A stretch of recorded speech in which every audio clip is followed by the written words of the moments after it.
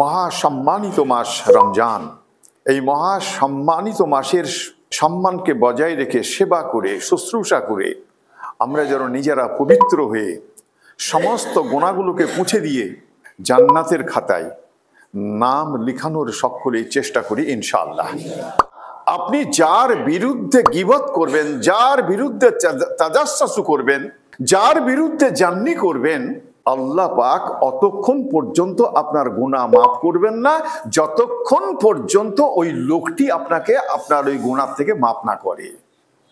কি এটা বড় গুনাহ হলো? তাহলে তো আমি যার বিরুদ্ধে আচরণ করব ওই লোকটি যদি আমাকে মাফ না করে তো আল্লাহ পাক আমাকে মাফ করবেন না। কিন্তু একটা মানুষ জিনা করেছে, ব্যভিচার করেছে, সে যদি আল্লাহকে ধরে কান্নাকাটি শুরু করে যে আল্লাহ আমি আমার উত্তেজনার বশীভূত হয়ে আমি সামাল দিতে পারি, এটা করে ফেলেছি, দুজন যদি ইয়ে করে আল্লাহর কাছে ফরিয়াদ করে তো আল্লাহ পাক তাকে মাফ করে দেবে। ওটা মাফ হবে কিন্তু এটা মাফ হবে না।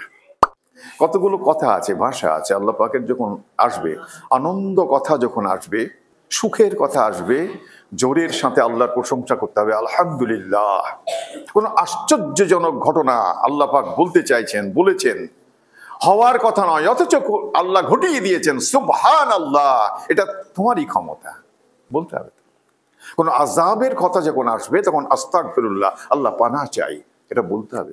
যতগুলো সাহাবা হাদিস বর্ণনা করেছেন তার মধ্যে হযরতে আবু হুরায়রা রাদিয়াল্লাহু তাআলা আনহু তিনি বেশি হাদিস বর্ণনা করেছেন। আউযু বিল্লাহি মিনাশ শাইতানির রাজিম, বিসমিল্লাহির রহমানির রহিম। সুবহানাকা লা ইলমা লানা ইল্লা মা আল্লামতানা ইন্নাকা আনতাল আলিমুল হাকিম। বিসমিল্লাহির রহমানির রহিম। রব্বি ইশরাহলি সাদরি ওয়া ইয়াসসিরলি আমরি ওয়াহলুল উকদাতাম মিন লিসানি ইয়াফকাহু কাওলি। আলহামদুলিল্লাহি কাফা ওয়া সালামুন আলা ইবাদিহিল্লাযিনা ইসতাফা ফা আম্মা বাদ। সমস্ত প্রশংসা গুণকীর্তন ওই আল্লাহ পাকের জন্য, যে আল্লাহ পাক দুনিয়ার মহব্বতকে পরিত্যাগ করে আল্লাহর মহব্বতে শামিল হয়ে তাঁর পবিত্র ঘর জুমার মসজিদ দুনিয়াবি জান্নাত সেখানে আসার তৌফিক দিয়েছেন। আমরা সে কারণেই প্রাণ খুলে আল্লাহর প্রশংসা করি, বলি আলহামদুলিল্লাহ। তাজেদারে মদিনা দুলাল আমিনা সাইয়্যিদুল আউয়ালিন ওয়াল আখিরিন ইমামুল আম্বিয়া হযরতে মুহাম্মদ সাল্লাল্লাহু আলাইহি ওয়াসাল্লাম, তাঁর শানে হাজারো হাজার কোটি কোটি দরুদ শান্তির ধারা বর্ষিত হোক, বলি আল্লাহুম্মা আমিন।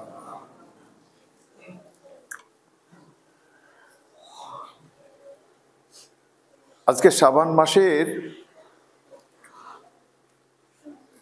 22 তারিখ।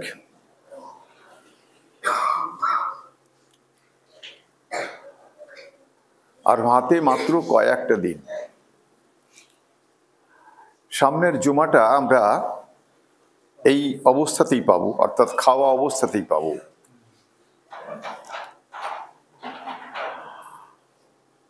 যত সম্ভব ক্যালেন্ডার মোতাবেক যে সামনে আজকে যে শুক্রবার আসবে, এই শুক্রবারের দিনগত দিন কেটে গিয়েই শনিবারে পহেলা রমজানের তারিখ চলে আসবে অ্যাজ পার ক্যালেন্ডার। এখন চাঁদের ব্যাপার দেখতে হবে কি হয়। আমরা সবাই নিয়ত করে নিই, আল্লাহর কাছে প্রথমেই দরখাস্ত করি যে আল্লাহ যেন আমাদের সকলের শরীরকে সুস্থ রাখেন, আল্লাহুম্মা আমিন। এবং আমরা যেন এই মহাসম্মানিত মাস রমজান, এই মহাসম্মানিত মাসের সম্মানকে বজায় রেখে সেবা করে শুশ্রূষা করে আমরা যেন নিজেরা পবিত্র হয়ে সমস্ত গুনাহগুলোকে মুছে দিয়ে জান্নাতের খাতায় নাম লিখানোর সকলেই চেষ্টা করি ইনশাআল্লাহ। আল্লাহ যেন আমাদের সকলকে তৌফিক দান, বলে আল্লাহুম্মা আমিন। তো আজকে গত জুম্মাতে যে কথাগুলো বলছিলাম, একটা আয়াতের তফসির করতে পারিনি, কারণ সময় তো খুব কম, এই কাজে খুব সময় লাগে। তার আগে আমি একটা কথা বলি, সেটা হচ্ছে যে আমি তো খুব সহজ সরল ভাষা দিয়ে সবাইকে বোঝাবার চেষ্টা করি, আমার সাধ্যে যতটুকু কুলাই আমি ততটুকু বোঝাবার চেষ্টা করি। এখন আমি জানি না যে যারা আপনারা বোঝেন কতটুকু বুঝে নেন, সেটা আমার জানা নেই। কাজেই ভালো করে বোঝাবার আমি যেমন চেষ্টা করি, আপনারাও বোঝার চেষ্টা করুন। আর এই বোঝার চেষ্টা করলে কি হবে না, এই কথাগুলো যে কাজগুলো বলা হয় আল্লাহর তরফ থেকে, আল্লাহ রসুলের তরফ থেকে, এগুলো যদি পুঙ্খানুপুঙ্খ পালন করি তো আল্লাহ পাক আমাদেরকে সমস্ত গুনাহ থেকে পুত ও পবিত্র করে দিয়ে জান্নাতের দিকে ঠেলে দেবেন ইনশাআল্লাহ। তো আমি সূরা হুজুরাতের ব্যাখ্যা হচ্ছিল 12 নম্বর আয়াতের। তো একটা আয়াতের অর্ধেকে লেখা কি ছিল যে তোমরা জাননি, অনেক ধারণা আছে মানুষের, সেই ধারণার থেকে বেঁচে থাকো। দ্বিতীয়ত বলা ছিল তাজাসসু, অর্থাৎ তোমরা কোনো মানুষের দোষ খুঁজে বেরিয়েও না, এটা তোমাদের কাজ নয়। আর 3 নম্বরে বলা হয়েছিল যে গীবত চর্চা এর মধ্যে থাকবে না। একটা আয়াতের অর্ধেক কথা, আমি অর্ধেকটা আয়াত আজকে পাঠ করব, তার 2-1টা ব্যাখ্যা দিয়ে একই কথা শুনে আসছি, সে কারণে আল্লাহ নবী সাল্লাল্লাহু আলাইহি ওয়াসাল্লামের উপরে আল্লাহ পাক কি মোজেজা দিয়েছিলেন তার 2-1টা কথা বলবো, তাহলে মনটা খুব রসে পরিপূর্ণ হয়ে যাবে, খুব ভালো লাগবে। আর তাতে কি হবে না, কোরআন এবং হাদিস, কোরআন অর্থাৎ আল্লাহ পাক, আল্লাহ নবী এবং সাহাবা, তাদের প্রতি মান্যতা প্রচুরভাবে বেড়ে যাবে। যদি মান্যতা বেড়ে যায় তাহলে আমাদের আমল করতে সুবিধা হয়ে যাবে। অর্ধেকটা আয়াত কি বলবো, বিসমিল্লাহির রহমানির রহিম। আইউহিব্বু আহাদুকুম আইয়াকুলা লাহমা আখিহি মাইতান ফাকারিহতুমু ওয়াত্তাকুল্লাহ ইন্নাল্লাহা তাওয়াবুর রহিম। আল্লাহ পাক এই আয়াতটুকুর মধ্যে কি বললেন, আমি 2 জুম্মা আগে বলেছিলাম যে এই সূরার মধ্যে, সূরা হুজুরাতেই 10 নম্বর আয়াতে আল্লাহ পাক বলেন ইন্নামাল মুমিনুনা ইখওয়াতুন, মুসলমান তোমরা ভাই ভাই। কে বলেছেন? আল্লাহ বলেছেন, এটা অন্য কোনো মানুষ বলেনি। কিন্তু আজকে আল্লাহ পাক এই কথা বললেন যে এই যে 3টে দুষ্কর্ম আছে, তার মধ্যে ফান্ডামেন্টাল হচ্ছে গীবত। তা আল্লাহ এবার বলছেন এই কথা, আইয়ুহিব্বু আহাদুকুম আইয়াকুলা, তোমরা তোমার মৃত ভাইয়ের মাংস খেতে চাও। 10 নম্বর আয়াতে বলেছেন সব মুসলমান তোমার ভাই, আর এই আয়াতে বলছেন যে তোমরা তোমার মৃত ভাইয়ের কি মাংস খেতে চাও। এটা তো কেউ খেতে চায় না, এটা কেউই পছন্দ করে না। তার নিজের ভাইয়ের মাংস খেতে কেউই পছন্দ করে না। আল্লাহ পাক এই কথা বোঝাতে চাইছেন যে যদি এটা ঠিক কথা হয়, নিজের ভাইয়ের মাংস যদি খেতে কেউ পছন্দ না করে, এটা যদি খুব বাজে কথা হয়, খারাপ কথা হয়, তো জানবে তোমরা গীবত করবে। তো এই গীবত করা মানেই তোমার মৃত ভাইয়ের মাংস খাওয়া। কি আস্তাগফিরুল্লাহ বলবো না? বলতে হবে তো। কতগুলো কথা আছে, ভাষা আছে আল্লাহ পাকের, যখন আসবে আনন্দ কথা, যখন আসবে সুখের কথা আসবে, জোরের সাথে আল্লাহর প্রশংসা করতে হবে, আলহামদুলিল্লাহ। কোন আশ্চর্যজনক ঘটনা আল্লাহ পাক বলতে চাইছেন, বলেছেন, হওয়ার কথা নয়, অথচ আল্লাহ ঘটিয়ে দিয়েছেন, সুবহানাল্লাহ, এটা তোমারই ক্ষমতা, বলতে হবে। কোন আযাবের কথা যখন আসবে তখন আস্তাগফিরুল্লাহ, আল্লাহ পানাহ চাই, এটা বলতে হবে, তো শিখতে হবে। বহু দিন ধরে কথা বলছি, কমসে কম এগুলোও তো কমসে কম শিখে নিতে হবে। আল্লাহ পাকের প্রশংসা করলে আল্লাহ পাক খুব খুশি হন, খুব খুশি হন। আল্লাহ পাক চান যে মানুষ আমার প্রশংসা করুক। এখন তাফসীর করতে গিয়ে প্রশংসার কথা যখন আসলো, একটা কথা বলি। হযরত দাউদ আলাইহিস সালাম একজন নবী ছিলেন। তার মুখ থেকে আল্লাহ পাক স্বয়ং আল্লাহর প্রশংসা শুনতে চাইলেন। বলছেন দাউদকে, হে দাউদ, তুমি আমার প্রশংসা করো। দাউদ আলাইহিস সালাম বললেন, আমি পারবো না। আল্লাহ বললেন, কি বলছো দাউদ? তুমি ছিলে মাঠের রাখাল, আমি তোমাকে নিয়ে এসে বাদশা বানালাম, তারপর আবার নবুয়ত দিলাম, নবী বানিয়ে দিলাম, প্রশংসা করবে না? আল্লাহ ত্রুটি মার্জনা করবেন, আমি সেই কথা বলতে চাই। আল্লাহ আপনি মহাজ্ঞানী, খুব ভালো জানেন। আমি তো বলতে চেয়েছি এইটা যে এই পৃথিবীতে তোমার হুকুম ছাড়া একটা গাছের পাতা নড়ে না, তা আমি কোনটা দিয়ে তোমার প্রশংসা করবো, আমি এইটাই বলতে চেয়েছি।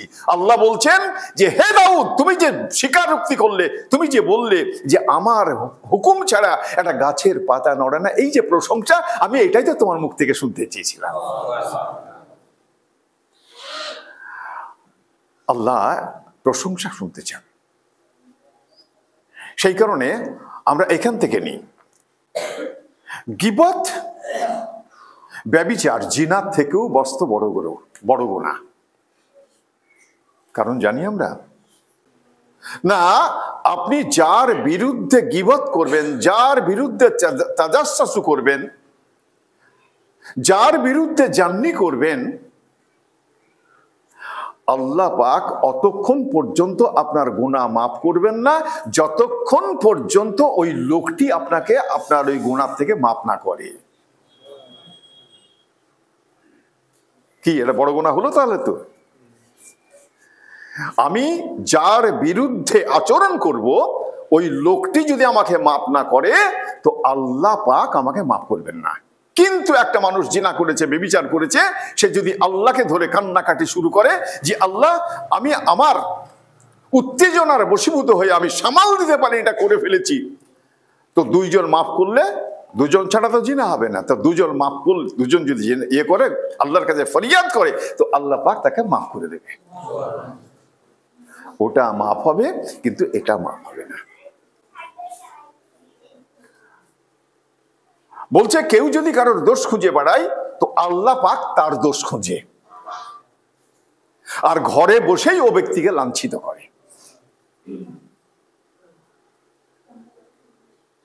দেখবেন অনেক মানুষ আছে ঘরে বসে লাঞ্ছিত হয়, কারণটা এইখানে এসে যায়। তো আল্লাহ পাক আমাদের এই সমস্ত গুনাহ থেকে বাঁচার তৌফিক দান করুন বলে আল্লাহুম্মা আমিন। দেখুন সাহাবারা কেমন করে চলেছে। সাহাবাদের দু একটা কথা নিয়ে বলি, এই যেমন তাজাসসুস। হযরতে আবু হুরায়রা রাদিয়াল্লাহু তাআলা আনহু, তার থেকে একটা প্রথম কথা বলি। যতগুলো সাহাবা হাদিস বর্ণনা করেছেন, তার মধ্যে হযরতে আবু হুরায়রা রাদিয়াল্লাহু তাআলা আনহু তিনি বেশি হাদিস বর্ণনা করেছেন। তাকে জিজ্ঞাসা করা হলো যে আপনি এত হাদিস বর্ণনা করলেন, কি করে করতে পারেন? এত মুখস্থ বিদ্যা, স্মরণ শক্তি কি করে হয়েছে? তিনি বলছেন এ কথা যে আমি ছিলাম আহলে সুফা। সমস্ত মানুষ ব্যবসা বাণিজ্যের জন্য ছুটে চলে যেত, বাজারে ঘাটে হাটে চলে যেত। আমি আহলে সুফা, আমি মসজিদের নববীর বারান্দাতেই পড়ে থাকতাম। আল্লাহ নবীর কাছে যে সমস্ত সাদকা আসতো, হাদিয়া আসতো, সেখান থেকে আমাদের আহারের ব্যবস্থা হতো। সমস্ত কথাগুলো আমি শোনার সুযোগ পেতাম। তো একটা দিনের কথা, আমি আল্লাহ নবী সাল্লাল্লাহু আলাইহি ওয়াসাল্লামকে বললাম, ইয়া রাসূলুল্লাহ সাল্লাল্লাহু আলাইহি ওয়াসাল্লাম, আপনার কথাগুলো সব আমার মনে ধরে রাখতে পারছি না, কি করে আমি স্মরণ রাখতে পারি তার একটা ব্যবস্থা করে দেন। আল্লাহ নবী সাল্লাল্লাহু আলাইহি ওয়াসাল্লাম বললেন, আবু হুরায়রা গায়ের চাদরটা খুলো। গায়ের চাদরটা খুললেন, পারো পেড়ে দিলেন সামনে।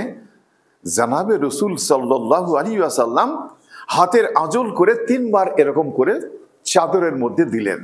আল্লাহ নবী বলেন, এবার আবু হুরায়রা তুমি চাদরটাকে গায়ে জড়িয়ে নাও। হযরতে আবু হুরায়রা রাদিয়াল্লাহু তাআলা আনহু বলছেন, আমি যখন গায়ে চাদরটা জড়িয়েছি তারপর থেকে জানাবে রাসূল সাল্লাল্লাহু আলাইহি ওয়াসাল্লাম যে কথা বলেছেন আমার জিন্দেগিতে একটা কথাও ভুলিনি। আল্লাহ নবী সাল্লাল্লাহু আলাইহি ওয়াসাল্লামের তরফ থেকে এই সাহাবাদের জন্য মুজিজা। হযরতে আবু হুরায়রা রাদিয়াল্লাহু তাআলা আনহু অত্যন্ত গরিব মানুষ ছিলেন। কিছু খেজুর সংগ্রহ করে তিনি সর্বক্ষণ কাছেই রাখতেন, একটা ব্যাগের মধ্যে কোমরে বাঁধা থাকতো, খিদে লাগলে খেতেন। একদিন আল্লাহ নবী সাল্লাল্লাহু আলাইহি ওয়াসাল্লামকে বললেন, ইয়া রাসূলুল্লাহ সাল্লাল্লাহু আলাইহি ওয়াসাল্লাম, আমার এই খেজুরের থলেটাই পুঁজি, আপনি আমাকে এই থলের মধ্যে বরকতের দোয়া করে দিন, যাতে করে এই খেজুর আমার শেষ না হয়। আল্লাহ নবী সাল্লাল্লাহু আলাইহি ওয়াসাল্লাম সেই থলেটাকে নিয়ে খেজুরের মধ্যে বরকতের দোয়া করে দিলেন। হযরতে আবু হুরায়রা রাদিয়াল্লাহু তাআলা আনহু এই কথা বলছেন, ওই খেজুরের থলেটা জানাবে রাসূল সাল্লাল্লাহু আলাইহি ওয়াসাল্লামের জামানা তো ছিলই। হযরতে আবু বকর সিদ্দিক রাদিয়াল্লাহু তাআলা আনহু যখন খলিফা তখনও আমার ছিল। হযরতে ওমর রাদিয়াল্লাহু তাআলা যখন খলিফা তখনও আমার ছিল। হযরতে ওসমান রাদিয়াল্লাহু তাআলা আনহু যখন খলিফা হন, কোনো একটা যুদ্ধে কিভাবে অসতর্কতার কারণেই আমার এই খেজুরের থলেটা আমি খুলে পড়ে যাই, আমি টের পাইনি। যদি আমার ওই থলেটা খুলে না পড়তো তো আমার মরণ পর্যন্ত খেজুরের থলেটা আমার কাছে এখনো থেকেই যেত। এই ছিল আল্লাহ নবী সাল্লাল্লাহু আলাইহি ওয়াসাল্লামের মুজিজা। আর একটা মুজিজা বলি, তাতেই সময় শেষ হয়ে যাবে। হযরতে আবু হুরায়রা রাদিয়াল্লাহু তাআলা আনহু খুব গরিব ছিলেন। তো এত ওনার খিদি পেয়েছে, খিদির তাড়নাতে উনি বলছেন যে খিদির তাড়নাতে আমি উপুর হয়ে পড়ে থাকতাম, তো লোকে মনে করতে লোকটির মৃগ রোগ আছে। কেউ নাকের কাছে জুতো নিয়ে এসে শুকাতো, পেটে কেউ ঘুষি করতো, থাবা দিত।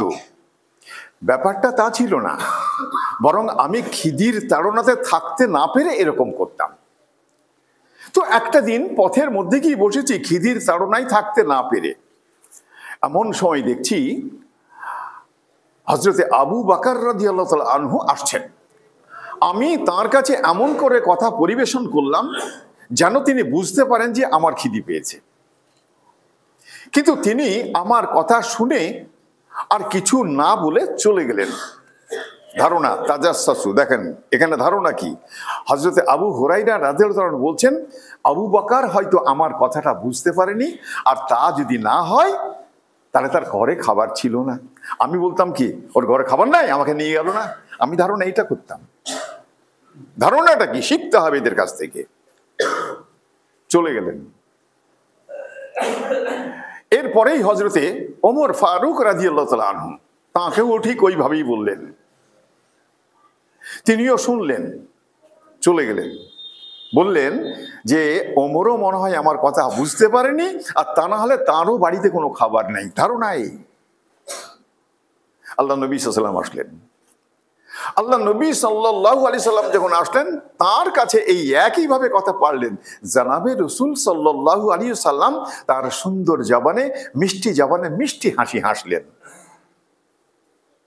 বললেন আবু হুরায়রা আমার সাথে এসো। মসজিদে নববী গেলেন, ঘরে বসলেন। এক বাটি দুধ হাদিয়া স্বরূপে এসেছে। জিজ্ঞেস করলেন আল্লাহ নবী সাল্লাল্লাহু আলাইহি ওয়াসাল্লাম, হাদিয়া হলে খেতেন, সাদকা খেতেন না। বললেন এটা কি, কোত্থেকে এসেছে? তাহলে হাদিয়া এসেছে জনাব রাসূল, আপনার জন্য এটা হাদিয়ার এসেছে। আবু বকর রাদিয়াল্লাহু তাআলা বলছেন, এবার তো আমাকে বলবে যা সব আহলে সুফফাকে ডাকো, আর আমাকেই বলবে সবাইকে খাওয়াও। রাগও হচ্ছে মনে মনে, এক পেয়ালা দুধ আমারই হবে না, আবার সবাইকে খাওয়াতে বলবে। হ্যাঁ, যা চিন্তা তাই। আবু হুরায়রা, তাহলে সবাইকে ডাকো। ডাকা হলো। যাবাই কোথায়? নবাবের আদেশ পালন তো করতেই হবে। ডাকা হলো, আবু হুরায়রা খাওয়াতে শুরু করো। আদেশ পালন তো করতেই হবে। খাওয়াতে শুরু হলো। পেয়ালাতে খাই, শেষ হয় না। পরের জন যায়, শেষ হয় না। করতে করতে 70 জন সব খাওয়া হয়ে গেল। পেট সবারই পুড়ে গেল। সুবহানাল্লাহ। জানাবে রাসূল সাল্লাল্লাহু আলাইহি ওয়াসাল্লাম বলছেন, আবু হুরায়রা, তাহলে তুমি আর আমি, আর তো কেউ নাই। বলছে, না হুজুর। তাহলে তুমি খাও এবার। খাবো হুজুর? তাহলে হ্যাঁ খাও। আবু হুরায়রা খেতে লাগলেন। খাওয়া শেষ করে আল্লাহ নবী বললেন, তুমি আবার খাও। তো আবু হুরায়রা রাদিয়াল্লাহু আনহু আবার খেলেন। খাওয়ার পরে রাখলেন, তো আল্লাহ নবী বললেন, তুমি আবার খাও। আবার খেলেন, আবার খাও। হযরতে আবু হুরায়রা রাদিয়াল্লাহু আনহু বললেন যে, আল্লাহর নবী, ইয়া রাসূল সাল্লাল্লাহু আলাইহি ওয়াসাল্লাম, আমার পেটে জায়গা নাই, আমি আর খেতে পাচ্ছি না, আমার পেটটা ভরে গেছে। আল্লাহ নবী সাল্লাল্লাহু আলাইহি ওয়াসাল্লাম তার জন্য যে হাদিয়ার দুধ, বাকি দুধটা তিনি খেয়ে সমাপ্ত করে দিলেন। এই ছিল আল্লাহ নবী সাল্লাল্লাহু আলাইহি ওয়াসাল্লামের মুজিজা, সাহাবাদের সঙ্গে ঘটেছে। আমরা যদি এগুলোকে অনুকরণ করতে পারি, অনুসরণ করতে পারি, তো আমরা জানি তাজাসসু, অর্থাৎ লোকের দোষ খোঁজা, কুধারণা, গীবত করা, এখান থেকে সবাই বেঁচে থাকতে পারবো। আল্লাহ পাক আমাদের সকলকে এই অপবিত্র কাজ, এই গুনাহ থেকে, এগুলো খুব সস্তা গুনাহ, অজান্তেই হয়ে যায়। আল্লাহ পাক আমাদের সবাইকে জ্ঞান দান করুন, বুদ্ধি দান করুন, যাতে করে অজান্তে এই সমস্ত কলঙ্ক, এই সমস্ত নোংরা পাপ, এখান থেকে যেন বেঁচে থাকতে পারি। বলো আল্লাহুম্মা আমিন। ওয়া আখিরু দাওয়ানা আনিল হামদুলিল্লাহি রাব্বিল আলামিন।